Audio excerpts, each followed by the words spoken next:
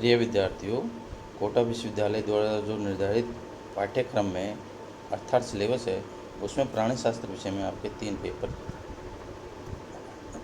आते हैं। First paper का नाम एनिमल डाइवर्सिटी है, सेकंड पेपर का नाम एंडोक्राइनोलॉजी इथोलॉजी है तथा थर्ड पेपर का नाम एनिमल इकोलॉजी बायोस्टैटिक्स है। प्रत्येक पेपर 50 नंबर का पूर्णांक होगा, जिसमें मिनिमम पासिंग मार्क्स आपको 18 नंबर लाना अनिवार्य है और प्रत्येक पेपर के 3 खंड होंगे। फर्स्ट जो सेक्शन होगा उसके अंतर्गत 10 क्वेश्चन पूछे जाएंगे। एक क्वेश्चन हाफ मार्क का होगा, आधे नंबर का होगा, टोटल ये 5 नंबर का होगा और इसमें मैक्सिमम वर्ड्स है वो 20 शब्दों के हैं। 20 सेक्शन है, इसमें 5 क्वेश्चन पूछे जाएंगे। 5 क्वेश्चन की जो मार्क्स है वो 5 नंबर का होगा, अर्थात ये 25 मार्क्स का होगा।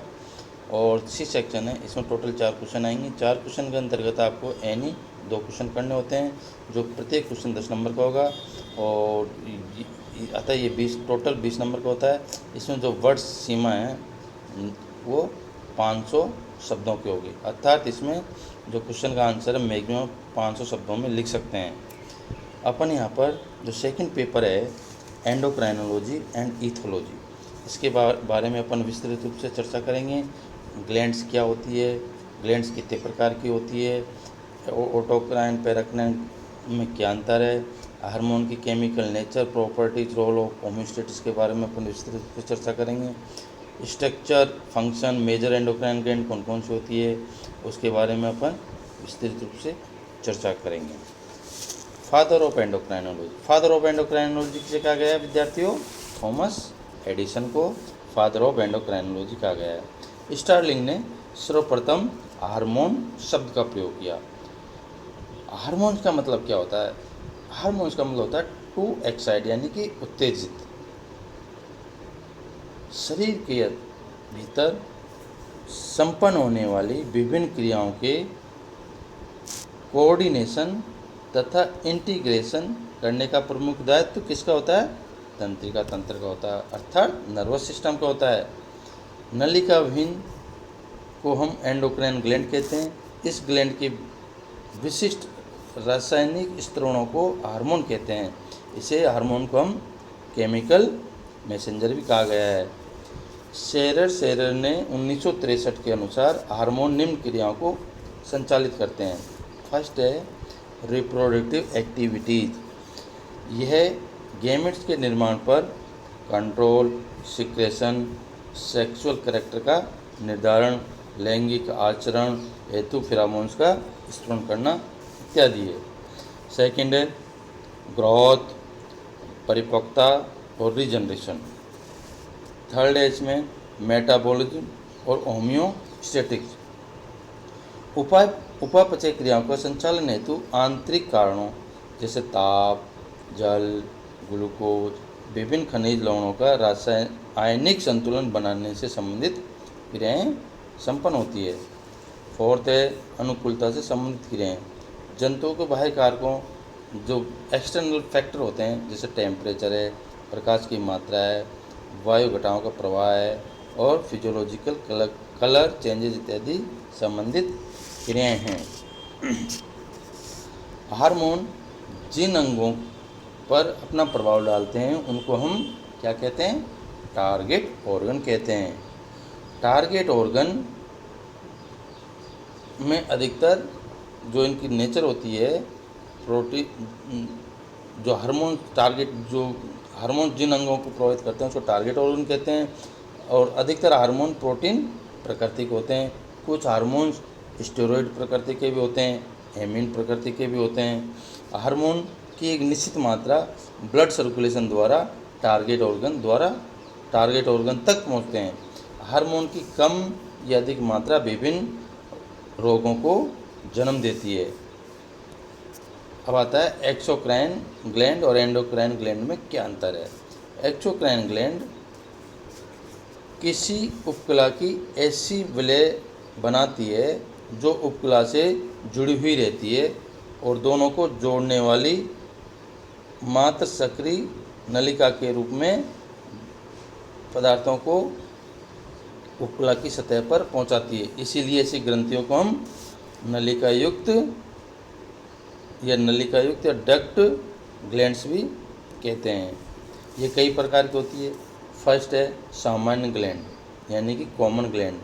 यदि एक ही प्रकार की अशाकित वाहिनी स्रावी पदार्थों को एकत्रित करके संबंधित उपकला पर पहुंचाती है और सामान्य ग्रंथियां कहलाती है। जैसे स्तनियों की पसीना ग्रंथि, गैस्ट्रिक ग्लैंड और मेंढक की सामान्य त्वचा, ये कौन सी है? कॉमन ग्लैंड कहलाती है। दूसरी आती है संयुक्त ग्लैंड। ग्लैंड की वाहिनियाँ विभिन्न स्रावी पदार्थों को विभिन्न शाखाओं द्वारा स्रावित पदार्थों को एकत्रित करती है। जैसे लीवर और यकृत, लीवर या लार ग्रंथियाँ इत्यादि। थर्ड है कूपिकाएँ। कूपिकाएँ कोष्ठकीय और नालाकार ग्रंथियाँ। जो कूपिकाएँ होती है उसका बेस्ट एग्जाम्पल कौन सा है? तेल ग्रंथि और लार ग्रंथि।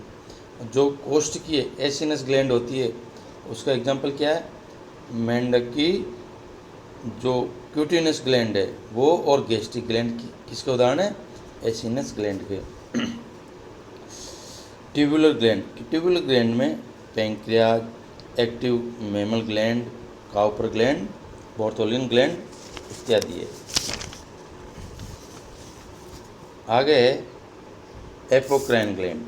इसमें स्रावी पदार्थ कोशिका के शिखर में एकत्रित होते हैं।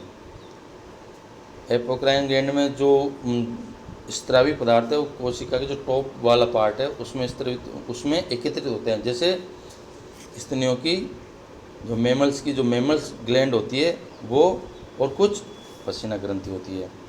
दूसरा है इसमें मीरोक्राइन ग्लैंड। इसमें स्रावी पदार्थ कोशिकाओं के प्रसरण द्वारा रिस कर यानी कि एक्सोसाइटोसिस द्वारा बाहर निकलता है। यह ग्रंथि जो कि त्यों बनी रहती है वो कहलाती है मीरोक्राइन ग्लैंड। आगे आता है होलोक्राइन ग्लैंड। इसमें स्रावी पदार्थ भर जाने के बाद में पूरी कोशिका मृत होकर पृथक हो जाती है। इसके स्थान पर नई कोशिकाएं बनती रहती है। इसको होलोक्राइन ग्लैंड कहते हैं। इसका उदाहरण है स्तनियों की तेल ग्रंथि। फिर है सीरप, श्लेष्मा और मिश्रित। म्यूकस ग्रंथियां एक प्रोटीन युक्त गाढ़ा पदार्थ स्रावित करती है जिसमें म्यूसिजिन की मात्रा काफ़ी कम होती है। अग्नाशय, जठर ग्रंथियां मिश्रित ग्रंथि होती है। पैंक्रियाज और गैस्ट्रिक ग्लैंड क्या है? मिश्रित ग्लैंड है, क्योंकि इसमें सीरम और म्यूकस दोनों प्रकार की कोशिकाएं पाई जाती है। अंतःस्रावी ग्रंथियां। अंतःस्रावी ग्रंथियां ये उपकलाओं की ऐसी विलयों से यानी फोल्ड से बनती है जिसका कि उपकला से संबंध विच्छेद हो जाता है। ये ग्रंथियां डक्टलेस होती है। इसमें स्रावित पदार्थ कौन सा होता है? हार्मोन्स कहते हैं, और ये सीधे ब्लड के सर्कुलेशन के माध्यम से टारगेट ऑर्गन पर पहुंचते हैं। इसलिए ऐसी ग्रंथियों को रुधिर का प्रवाह पहुंचने के लिए ग्रंथियों में रुधिर की प्रवाह अधिक होता है। जैसे पीयूष ग्रंथि द्वारा स्रावित हार्मोन, थायराइड ग्लैंड द्वारा स्रावित हार्मोन, एडिनल ग्लैंड द्वारा स्रावित हार्मोन, अग्नाशय ग्रंथि द्वारा स्रावित हार्मोन, और अंडाशय द्वारा स्रावित हार्मोन, और टेस्टिस द्वारा स्रावित हार्मोन। पिट्यूटरी ग्लैंड यानी कि मास्टर ग्लैंड भी कहते हैं, इसको लीडर ऑफ ऑर्केस्ट्रा भी कहते हैं, और इसको हाइपोफाइसिस भी कहते हैं। मास्टर ग्लैंड या पिट्यूटरी लीडर ऑफ एक्स्ट्रा क्यों कहते हैं? क्योंकि शरीर की लगभग सभी प्रक्रियाओं और अंतःस्रावी ग्रंथियों को नियंत्रित और प्रभावित करती है, इसीलिए इसको मास्टर ग्लैंड कहा जाता है। इसका एक भाग एडिनो हाइपोफाइसिस कहलाता है, दूसरा भाग न्यूरो हाइपोफाइसिस कहलाता है। ये जो ग्लैंड होती है ब्रेन की वेंट्रल सतह पर ऑप्टिक काजमा के ठीक पीछे पाई जाती है। ये मटर के दाने के समान होती है, जिसका वेट 0.5 ग्राम होता है, और इस ग्रंथि पर ड्यूरामेटर का चारों तरफ से आवरण पाया जाता है।